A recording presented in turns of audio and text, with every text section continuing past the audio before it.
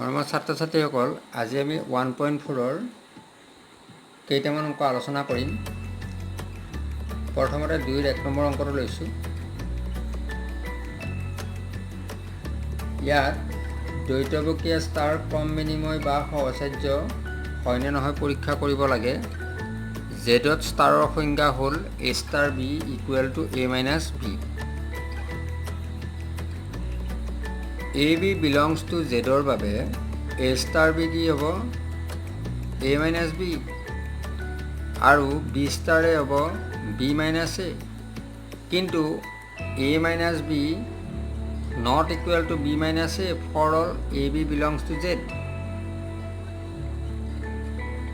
Therefore, a star b not equal to b star a. আমি এই ক্ষেত্ৰত উদাহৰণৰ সহায়তো দেখাব পাৰোঁ, কাৰণ আমি জানো a minus b not equal to b minus a for all AB belongs to Z. যদি আমি চাওঁ A ধৰা 2, B ধৰা 3, 2 minus 3 not equal to 3 minus 2. গতিকে আমি অতি সহজত এনেকৈ উদাহৰণৰ দ্বাৰাও চাব পাৰোঁ। গতিকে আমি কি গম পালোঁ যে ষ্টাৰ ক্ৰম বিনিময় নহয়। আকৌ a, b, c belongs to জেডৰ বাবে a star b star c। a star b মানে কি a minus b, star c মানে a minus b minus c। গতিকে আমি কি পালোঁ a minus b minus c and a star b star c সমান a star b star c মানে হ'ল b মাইনাছ c সমান a minus b minus c সমান কি হ'ল a minus b plus c, কিন্তু a minus b minus c not equal to a minus b plus c for all a, b, c belongs to Z. Therefore, a star b star c not equal to a star b star c. গতিকে star সহচাৰ্য নহয়।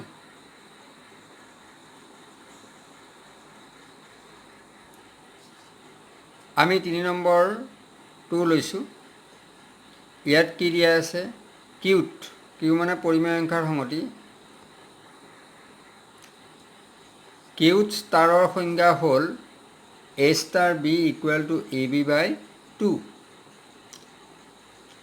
for any a, b belongs to q a star b মানে হ'ল ab by 2 and b star a equal to হ'ল ba by 2, যিহেতু ab equal two ba।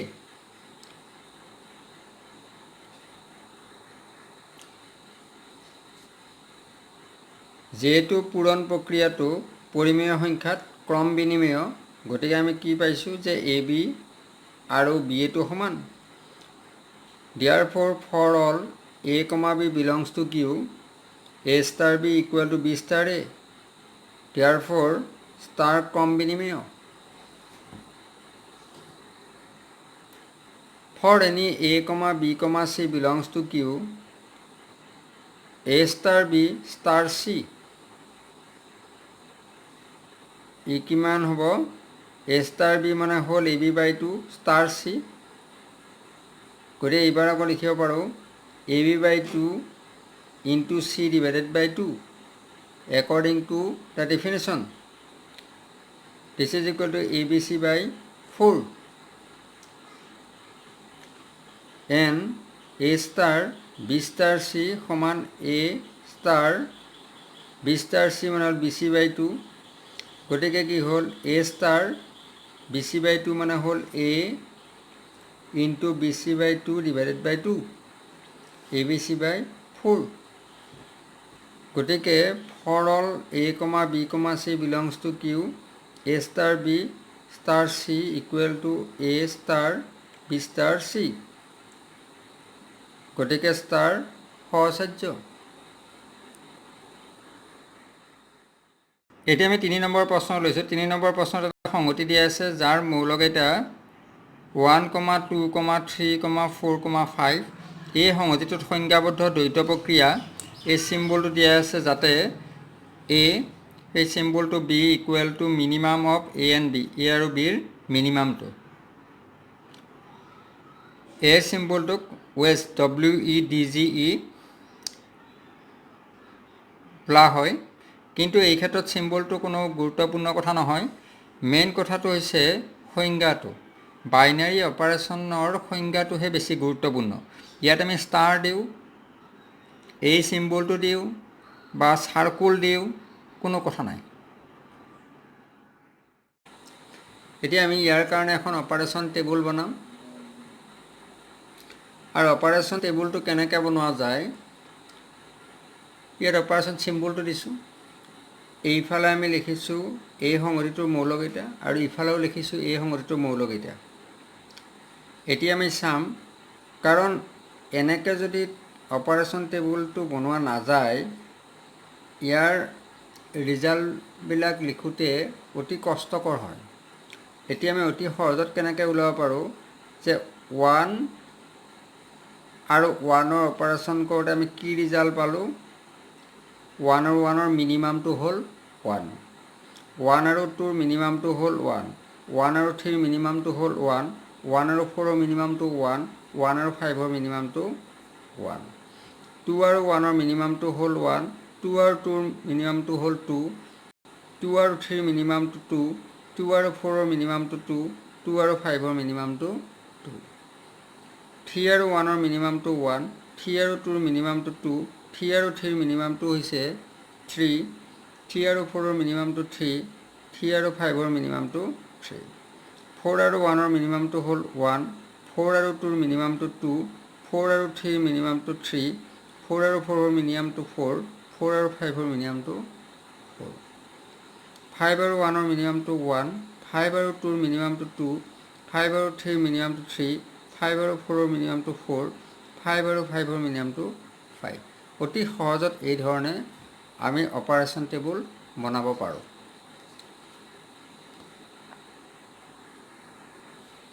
তোমালোকে 4 number প্ৰশ্নটোৰ কাৰণে কিতাপখনত দিয়া অপাৰেশ্যন টেবুলখন চাই লোৱা। ইয়াত এইখন অপাৰেশ্যন টেবুল দিয়াই আছে আৰু এটা যদি কথা লক্ষ্য কৰি চোৱা যায়, এই অপাৰেশ্যন টেবুলখনৰ ক্ষেত্ৰত যিটো অপাৰেশ্যন আমাক দিয়া আছে, মানে দ্বৈত প্ৰক্ৰিয়া দিয়া আছে, সেইটো কেনেকুৱা ধৰণৰ বাৰু।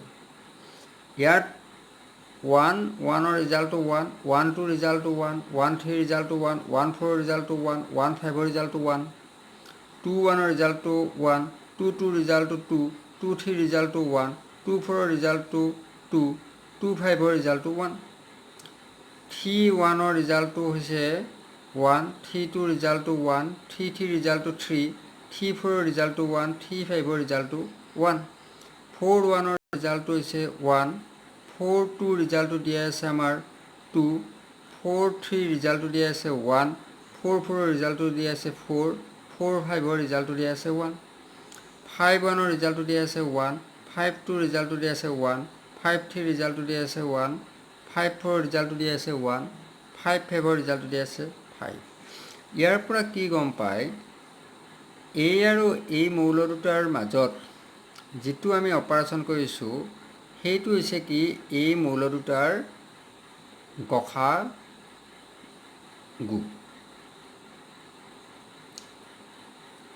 মানে ইংৰাজীত HCF of A and B।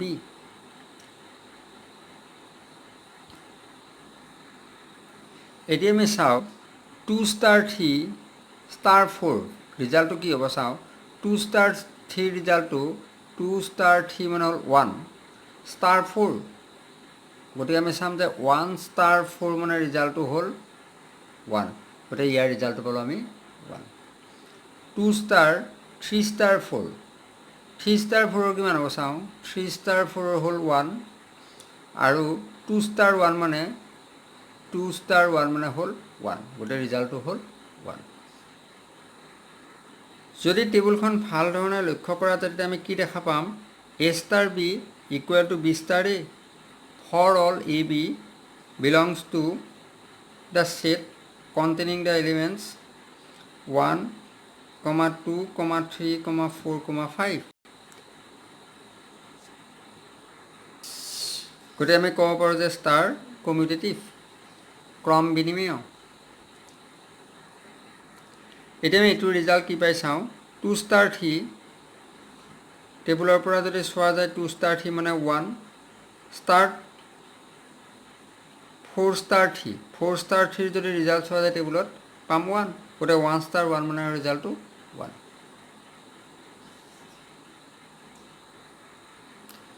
এতিয়া আমি 6 নম্বৰ প্ৰশ্নটো লৈছোঁ 6 নম্বৰ দিয়া আছে যে এনত তাৰমানে স্বাভাৱিক সংখ্যাৰ সংগতিত সংজ্ঞাবদ্ধ ষ্টাৰ এটা দ্বৈত প্ৰক্ৰিয়া য'ত a star b equal to হ'ল a আৰু b ৰ লসাগু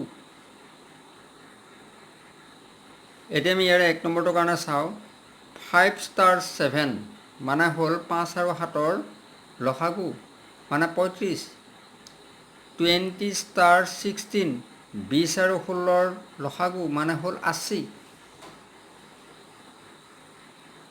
এতিয়া আমি ইয়াৰ 2 নম্বৰটোৰ কাৰণে চাওঁ আমি জানো যে যিকোনো a, b belongs to n ৰ বাবে a আৰু b ৰ লসাগু আৰু b আৰু a ৰ লসাগু সমান গতিকে আমি কি লিখিব পাৰোঁ a star b equal to b star a গতিকে ষ্টাৰ এনত ক্ৰম বিনিময়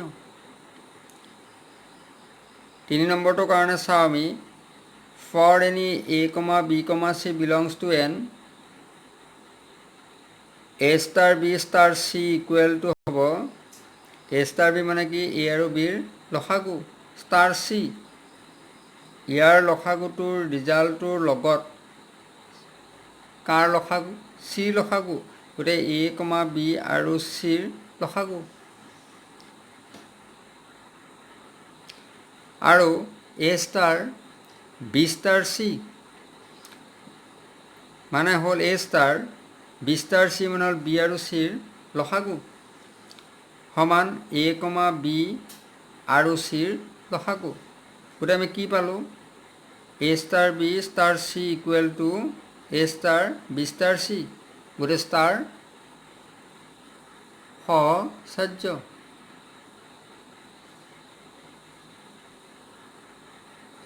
এতিয়া আমি একক মৌলৰ কাৰণে চাওঁ 4 নম্বৰটো ধৰা হ'ল ই এনৰ একক মৌল কি সাপেক্ষে ষ্টাৰ অপাৰেশ্যনটো সাপেক্ষে আমি ধৰি লৈছোঁ কিন্তু গতিকে a star e equal to e star a এতিয়া a star e মানে কি a আৰু e ৰ লসাগু কাৰ সমান a ৰ সমান গতিকে আমি চাব লাগে যে এতিয়া যেহেতু a star e ৰ লসাগু a গতিকে ইৰ মানটো কি হ'লে এই কথাটো ছেটিছফাই কৰিব ইৰ মানটো 1 হ'ব লাগিব কাৰণ 1ৰ লগত যিকোনো সংখ্যাৰ লসাগুটো সেই সংখ্যাটো নিজে হয় গতিকে এনত ষ্টাৰৰ একক মৌল হ'ল 1 তাৰপিছত আমি 5 নম্বৰটো চাইছোঁ ইনভাৰ্চৰ কাৰণে ধৰা হ'ল ষ্টাৰ দ্বৈত প্ৰক্ৰিয়াত a belongs to n ৰ বাবে প্ৰতিলোম মৌলটো b ক'ত আছে এনত আছে তেন্তে আমাৰ কি হ'ব যে ইনভাৰ্চৰ যিটো ৰুল আছিল সেইটো মতে a star b equal to E মানে identity equal to b star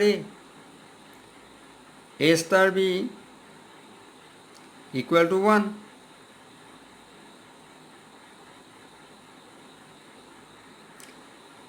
যেহেতু a star b equal to b star a হয় সেইকাৰণে মই এটা অংশ লৈছোঁ যে a star b equal to 1 গতিকে a আৰু b ৰ লসাগু হ'ল 1 এতিয়া a আৰু b ৰ দুটা সংখ্যাৰ লসাগুটো 1 মানে কি হ'ব লাগিব সেই সংখ্যা দুটা 1ৰ সমান হ'ব লাগিব অৰ্থাৎ a equal to b equal to 1 গতিকে আমি কি পালোঁ ষ্টাৰ প্ৰক্ৰিয়াৰ বাবে কেৱল 1 এনৰ প্ৰতিলোমনীয় মৌল।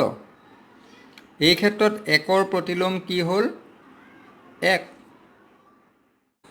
এতিয়া আমি 7 নম্বৰ প্ৰশ্নটো লৈছোঁ। 7 নম্বৰ প্ৰশ্নত এটা সংগতি দিয়া আছে, নাম ধৰি লৈছোঁ মই A বুলি। ইয়াৰ মৌলকেইটা হৈছে 1 2 3 4 5 আৰু এই ক্ষেত্ৰত ষ্টাৰক সংখ্যাবদ্ধ এনেকৈ কৰা হৈছে যে A star B equal to A আৰু Bৰ লসাগু। এতিয়া আমি এটা এক্সাম্পল হিচাপে চাওঁ। 2 ষ্টাৰ 3 মানে কি? 6। 2 ষ্টাৰ 3 মানে হ'ল 2 আৰু 3ৰ লসাগু। গতিকে 2 আৰু 3ৰ লসাগুটো হ'ল 6, কিন্তু সি ক'ত নাই? 8 নাই। আমাৰ কি হ'ব লাগে? A ষ্টাৰ Bটো 8 থাকিব লাগে। বাইনাৰী অপাৰেশ্যন হ'বৰ কাৰণে কি হ'ব লাগে যে A ষ্টাৰ Bটো 8 থাকিব লাগে। কিন্তু এই ক্ষেত্ৰত আমি সেই কথাটো নাপালোঁ। গতিকে star is not a binary operation. এটা এক্সাম্পলেই ছাফিচিয়েণ্ট এই ক্ষেত্ৰত। এতিয়া আমি 8 নম্বৰ প্ৰশ্নটো চাইছোঁ। 8 নম্বৰ প্ৰশ্নত দিয়া আছে যে এনত সংখ্যাবদ্ধ ষ্টাৰ এটা দ্বৈত প্ৰক্ৰিয়া য'ত A star B equal to হ'ল A আৰু Bৰ গসাগু। গৰিষ্ঠ সাধাৰণ গুণনীয়ক, ইংৰাজীত HCF। For AB belongs to N, A star B হ'ব HCF of A and B। B star A মানেও হ'ব HCF of B and A।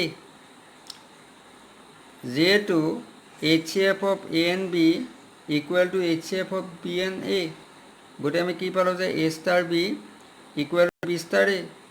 The star is commutative, অৰ্থাৎ ষ্টাৰটো ক্ৰম বিনিময় হয়। এতিয়া আমি ষ্টাৰ সহচাৰ্য হয়নে নহয় চাওঁ।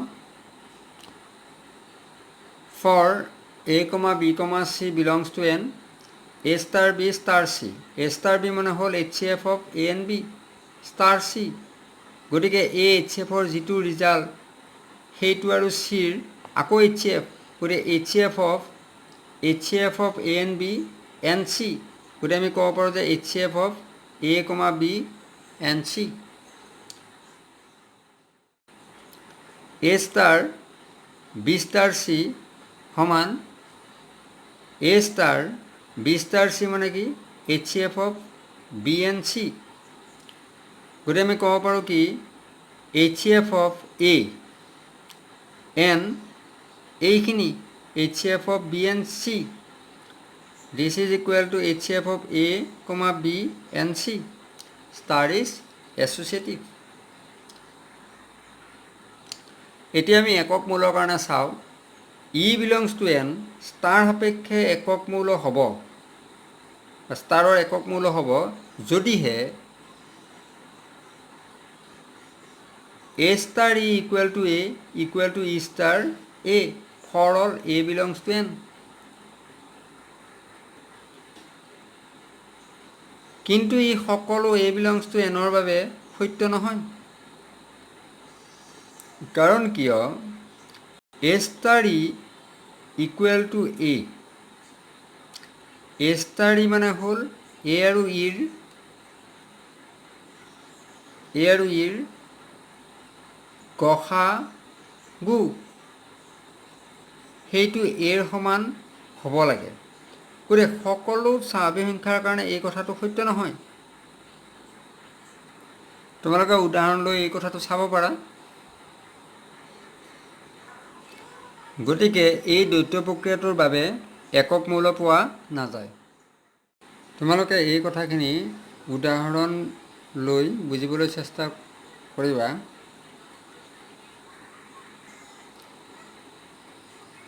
A star equal to A equal two E star A, এই যিটো কথা এই সকলো এনৰ কাৰণে যে সত্য নহয়, আমি এক্সাম্পল দি এটা ল'লেই অতি সহজত বুজি পাম। এতিয়া আমি 11 নম্বৰ প্ৰশ্ন লৈছোঁ। 11 নম্বৰ প্ৰশ্নটোত এটা সংগতি দি আছে এ মানে হ'ল n ক্ৰছ n, এ মানে হ'ল n ক্ৰছ n, এত ষ্টাৰ এটা দ্বৈত প্ৰক্ৰিয়া যাতে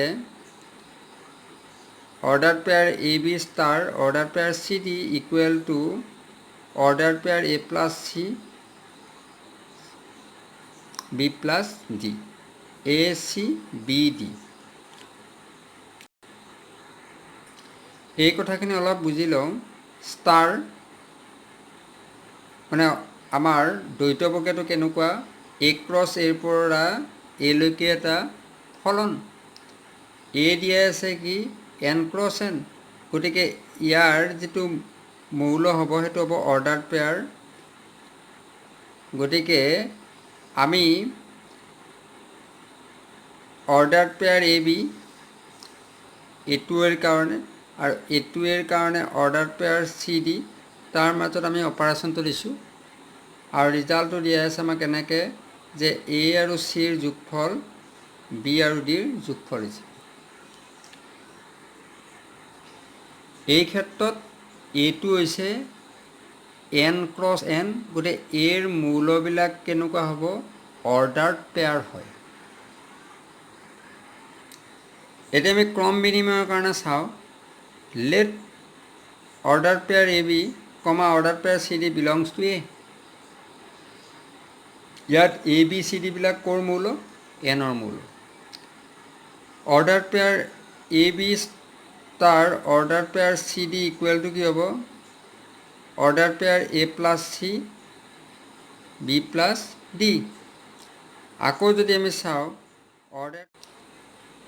order pair C D star order pair A B, সেইটো কিমান হ'ব, order pair C plus A D plus B.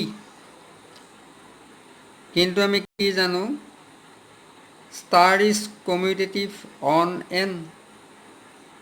স্বাভাৱিক সংখ্যাত এডিশ্যনটো যোগ প্ৰক্ৰিয়াটো কি হয়, কমিউটেটিভ, ক্ৰম বিনিময়। গতিকে এ প্লাছ চি আৰু চি প্লাছ এ একে, বি প্লাছ ডি আৰু ডি প্লাছ বিটো একে হয়। গতিকে আমি কি ক'ব পাৰোঁ,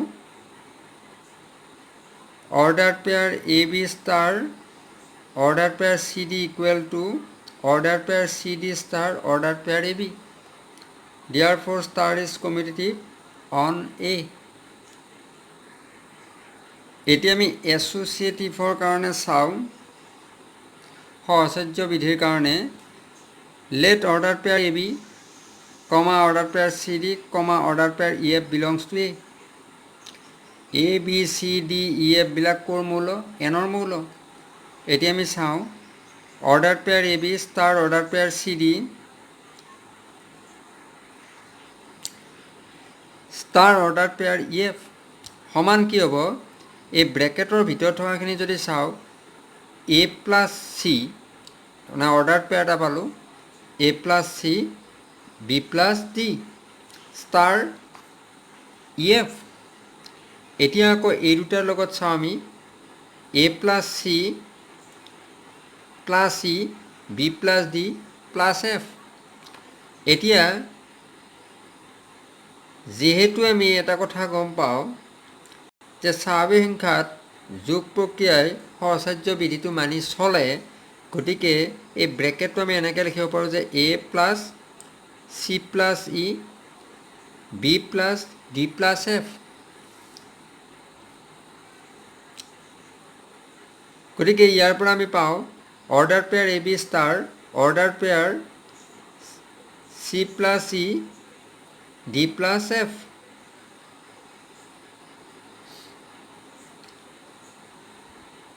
This is equal to ordered pair A B star order pair এইখিনিতে লিখিব পাৰোঁ C D star E F.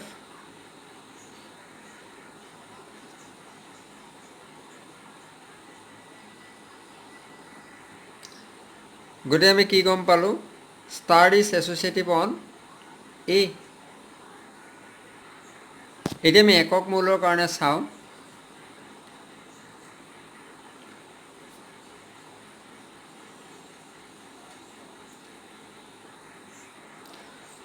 ধৰা হ'ল ষ্টাৰ দ্বৈত প্ৰক্ৰিয়াৰ বাবে অৰ্ডাৰ পেয়াৰ E1 E2 একক মৌল।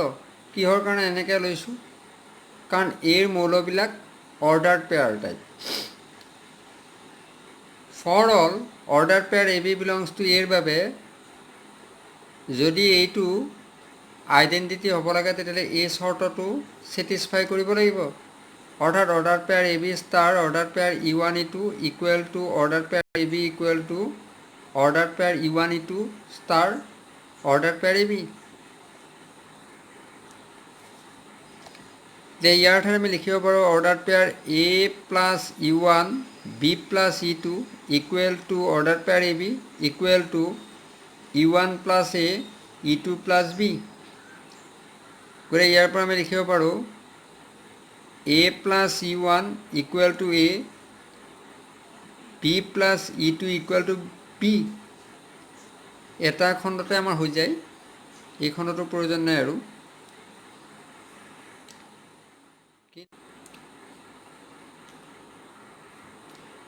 This implies E1 equal to 0 and E2 equal to 0. কিন্তু 0 not belongs to n. Therefore, order pair E1 E2 সমান order pair 0 0 not belongs to A. গতিকে ষ্টাৰ প্ৰক্ৰিয়াৰ বাবে এত একক মৌল নাই।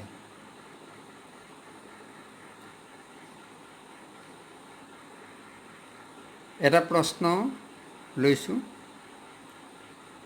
On Q the set of all rational numbers, a binary operation star is defined by a star b equal to ab by 5 for all ab belongs to Q.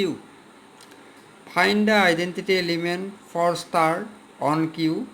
Also prove that every non-zero element of Q is invertible. আমি identity এলিমেণ্টটো ওলাব লাগে আৰু দেখুৱাব লাগে যে non zero' element of Q is invertible.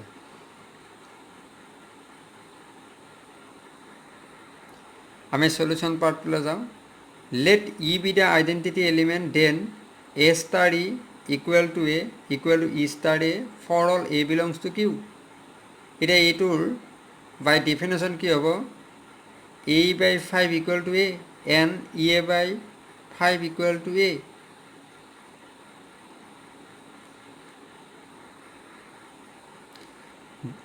This is implies E equal to 5 যেতিয়া এৰ মানটো 0 নহয়।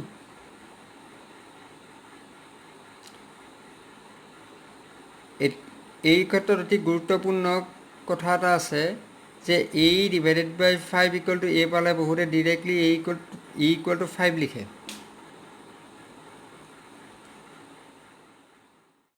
এই ক্ষেত্ৰত এটা গুৰুত্বপূৰ্ণ কথা যে এই অংশ আৰু এই অংশ দুটাৰে আমি বেলেগে বেলেগে ৰিজাল্টটো ওলাই চোৱাটো দৰকাৰ। কাৰণ কেতিয়াবা ইয়াৰ পৰা ওলোৱা ইৰ মানটো ইয়াৰ পৰা ওলোৱা ইৰ মানৰ লগত নিমিলিলে কিন্তু আমি আইডেণ্টিটি হয় বুলি ক'ব নোৱাৰোঁ সেই ইৰ মানটো।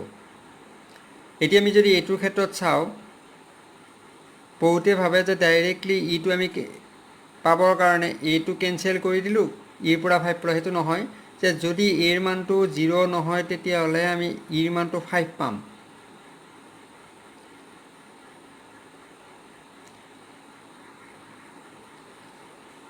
আৰু এটা কথা,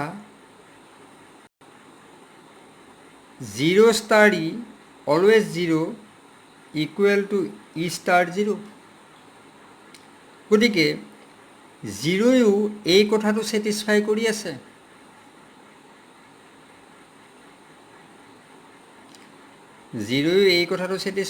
আছে। আৰু A not equal to 0 বুলি কওঁতে আমি গম পাইছোঁ যে ইৰ মানটো 5, দুটাৰ পৰাই 5হে পাইছোঁ। গতিকে আমি ক'ব পাৰোঁ যে 5 is the identity element for the binary operation star on Q. তোমালোকে আইডেণ্টিটিৰ যিটো কণ্ডিশ্যন সেইটো ভালদৰে যদি লক্ষ্য কৰি চোৱা তেতিয়াহ'লে আমি দেখা পাবা যে A star E equal to A equal to E star A হ'ব লাগিব for all A belongs to Q. গোটেইবিলাক পৰিমেয় সংখ্যাৰ ক্ষেত্ৰতে কথাটো হ'ব লাগিব। গতিকে আমি নন জিৰ' নাম্বাৰকেইটাৰ কথা ক'লে নহ'ব, তাত জিৰ'টোৰ কথাও তাত প্ৰয়োজন আছে। গতিকে জিৰ'টোৱে তাক ছেটিছফাই কৰিব লাগিব। এতিয়া আমি ইনভাৰ্টেবল পাৰ্টলৈকে আহোঁ। ছেকেণ্ড পাৰ্টত let x be the inverse of an element a belongs to q, then a star x equal to e equal to x star a. এতিয়া a star x মানে হ'ল ax by 5 আৰু ইৰ মানটো 5 আৰু এইটোৰ পৰাও পাওঁ আমি x star a equal to হ'ল xa by 5 equal to 5. গতিকে তাৰ পৰা আমি দেখিলোঁ x equal to 25 by a, গতিকে a টো 0 হ'ব নোৱাৰে, কাৰণ a টো 0 হ'লে এই কথাটো আনডিফাইন হ'ব। Thus every non-zero element a belongs to q is invertible and its inverse is 25 by a. তোমালোকৰ সুবিধাৰ কাৰণে কেইটামান কথা কৈ দিছোঁ। Let star be a binary operation on a if a has an identity element for star, then it is unique. গতিকে identity element যিহেতু সদায় ইউনিক হয়, গতিকে আমি আইডেণ্টিটি এলিমেণ্ট যেতিয়া আমি ওলাওঁ এই কথাটোত অতি গুৰুত্ব দিব লাগে। E star E equal to E star E, গতিকে ইৰ ইনভাৰ্চটো সদায় কি হ'ব? ইয়ে হ'ব। এইটো এটা গুৰুত্বপূৰ্ণ result. Let star be an associative binary operation on A with identity element E belongs to A, then the inverse of an invertible element is unique. এইটো অতি গুৰুত্বপূৰ্ণ। Star be an associative binary operation, সেই ক্ষেত্ৰত inverse of an invertible element is unique. যদিও এই ক্ষেত্ৰত তোমালোকে বহু কথা পোৱা নাই কিতাপত, গতিকে অতি গুৰুত্বপূৰ্ণ ৰিজাল্ট এইকেইটা।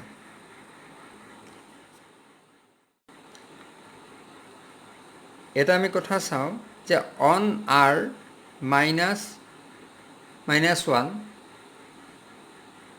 ডিফাইন ষ্টাৰ, আমি এটা ষ্টাৰ ডিফাইন কৰিছোঁ ইয়াত, বাই কেনেকুৱাকৈ A star B equal to A by B plus 1। এতিয়া ই বাইনাৰী অপাৰেশ্যন হয়নে নহয় বাৰু চাওঁ। এৰ মান যদি -2 লওঁ, কাৰণ আৰ -1ত -2টো আমাৰ আছে, তাত -1টোহে নাই, 1টো আছে। গতিকে আমি ইয়াৰ ৰিজাল্টটো চাওঁ, -2 ষ্টাৰ 1, গতিকে এইটো এৰ পজিশ্যন, এইটো বিৰ পজিশ্যন আছে। গতিকে আমাৰ ডেফিনেশ্যনৰ মতে এ মানে হ'ল -2, ঠিকে আছে। বি মানে হ'ল 1 প্লাছ 1, গতিকে -2 ডিভাইডেড বাই 2 মানে হ'ল -1, কিন্তু -1টো কি ইয়াত নাই, গতিকে এইটো ইয়াত নাপালোঁ আমি, কাৰণ -1টো ইয়াত বিয়োগ হৈ আছে। গতিকে এই ক্ষেত্ৰত এইটো নট এ বাইনাৰী অপাৰেশ্যন।